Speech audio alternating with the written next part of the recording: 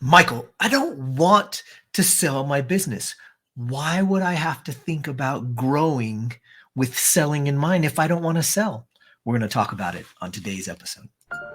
Listen, there's a lot to learn when growing and scaling your business. That's why we created the Business Choreography podcast, where we talk about choreographing your marketing, operations, and sales into dynamic systems that increase your revenue and your impact. We'll explore solid business principles and discuss all things that make businesses dance to success with clarity. We'll help you figure out where the holes are in your business and what you can do to fix them. Think of us as your official business choreographers, aka your insider growth strategists.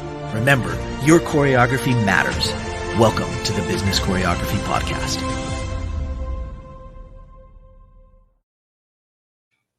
What's up, everybody? Michael Johnson here with the Business Choreography Podcast. And I'm excited that you're here today because we're going to talk a little bit about growing with selling in mind. In so many instances, as I talk to business owners, whether I'm looking to acquire their business or whether we're just helping them grow and scale, in so many instances, the challenge that I see is that they didn't actually grow to the point that they're at with selling in mind. And so in so many cases, they get to me and I'm looking to maybe acquire, they want to sell, and they're in no place to sell their business, which means that they're going to get a lower price for their business. It's sort of like having your house and you want to sell your house, but you haven't cleaned it in months. But then you bring people in to see your house to buy it, they're probably going to want to pay less because it isn't clean and it isn't prepared to sell. Now, hopefully that analogy makes a lot of sense to you, because if you were to try to sell that house, they'd go, well, the walls need to be painted and the floors haven't been swept and this place is a dump. It's a mess. Now, if you're that kind of buyer, right, you see it on the home channels where they're buying and flipping houses, right? They go in and they buy a house that's a mess because they have the means by which to turn it around. However, they usually get a really great deal on it. Why? Because the houses that are all in great shape and in perfect settings, they're going to demand a higher premium for that business. So that should actually, turn on the light bulb for you. If you want to create or demand a higher premium to sell your business, then it has to be in good shape. You can't have swept anything under the rug. You can't hide anything in the closet. You can't hope that if the walls aren't painted that nobody will notice, right? Now, that's, of course, very metaphorical. What does that mean in translation for your business? That means that your books need to be in order.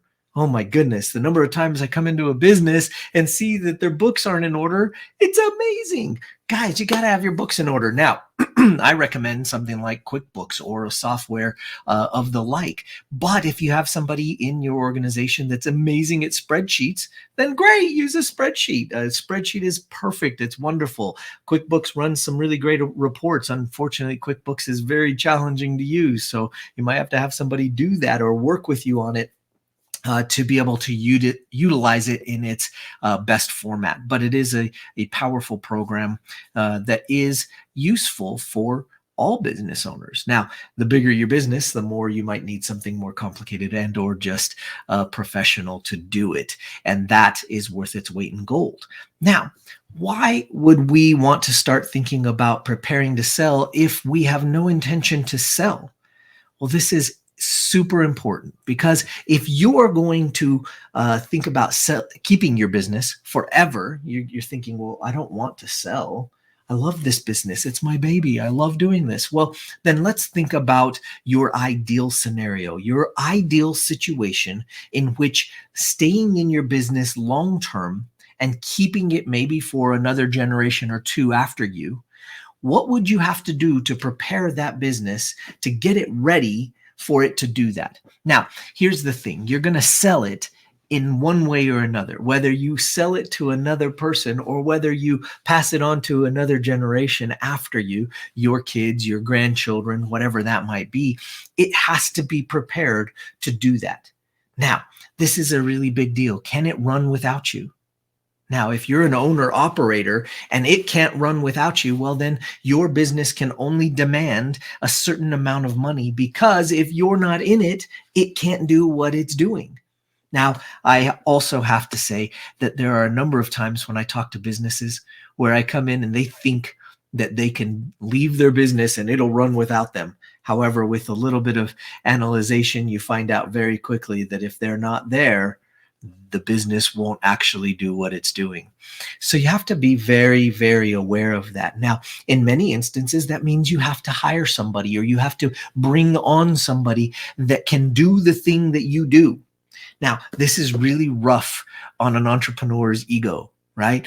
Because it challenges your soul. You think, I am the one that's the best at this thing. Nobody can replace me. I am absolutely needed. And that is basically you thinking that you need to be needed. But there is probably somebody that's better at what you do than you are.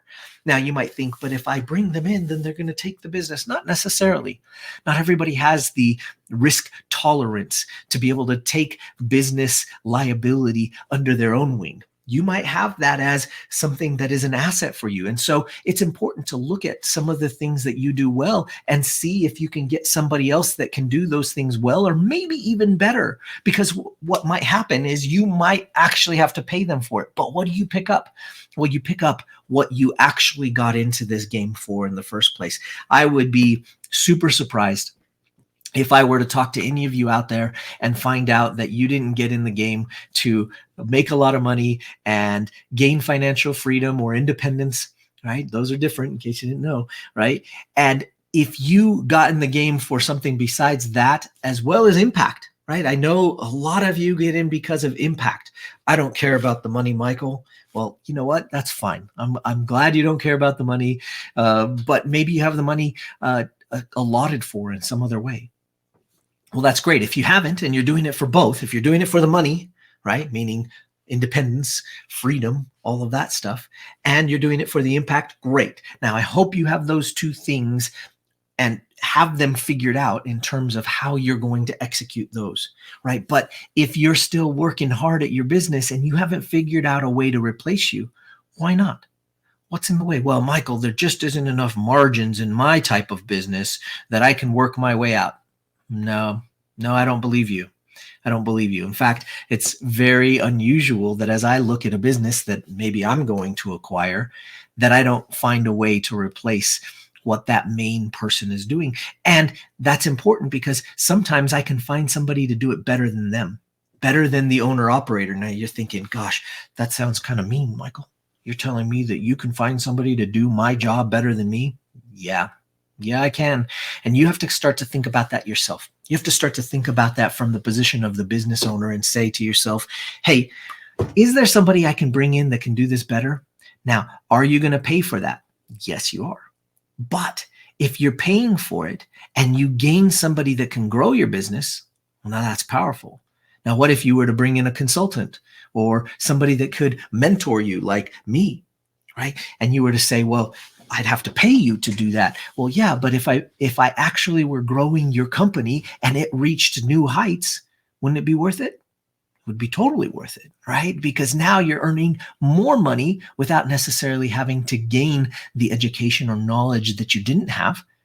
And now together we could grow that company. So there's lots of benefits to being able to pay somebody like me, right, to come in and help grow and scale and help keep in mind the idea, the end goal of buying your time back, buying your freedom, your independence, your ability to do the thing that you would like to do the most. Now, in many instances, entrepreneurs that have bootstrapped companies or built companies of any sort, they think they want freedom. They think they want to go and do nothing.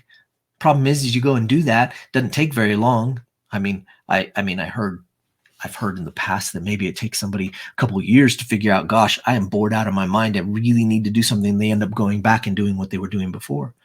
But if we can build with this idea, if we can grow with the idea of selling in mind, then what we're doing is we're creating an ideal scenario that you would like to be in that business, and you may not actually want to sell.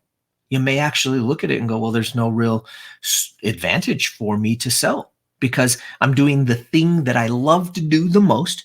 Maybe you love to do the books in your business.